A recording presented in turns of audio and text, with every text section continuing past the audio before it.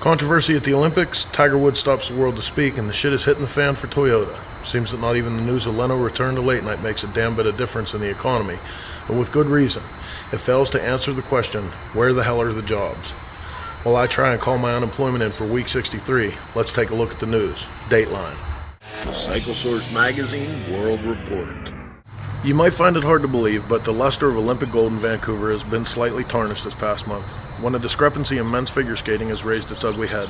In a report on CNN, we learned that Russian skater Evgeny Plushenko, apparently a legend in the sport and defending gold medalist, complained that the American gold medal winner of this year's games should not have won because his program didn't include a quad.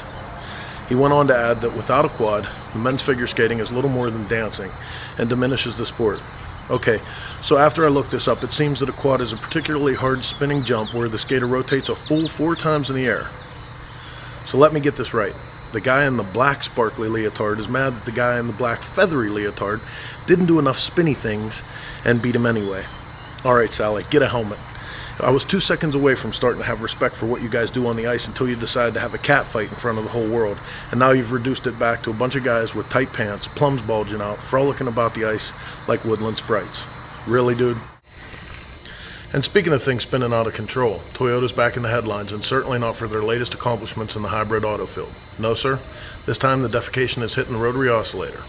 After Toyota's surmounting problems with recalls involving sudden acceleration and unresponsive brake pedals, the Japanese automaker now faces investigations from both the grand jury and SEC, plus class action lawsuits from injured consumers. Apparently, investigators have come into possession of several documents that led them to believe Toyota has been less than transparent.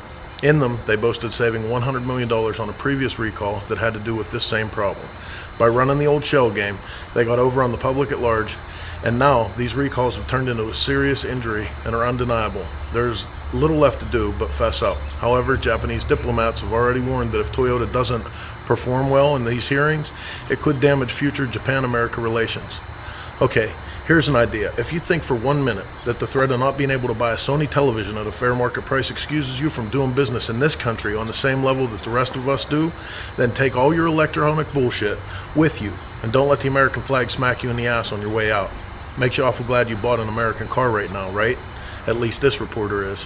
Celebrated player in the game of golf, the richest athlete in U.S. history, and the first African American to reach such heights in his field now wants the media, who helped make him who he is by reporting on every fact of his life, are now supposed to just drop it. Screw him. Here's the deal, Tiger. Since every other journalist is scared of not being in your good graces, then I'll say it. If you're in for a penny, you're in for a pound. If you can't put Pandora back in the box or 100 other quotes you can drop in here to simply say, deal with it.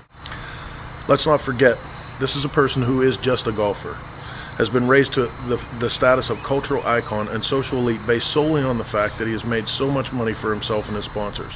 He's made choices that brought this all on, but no.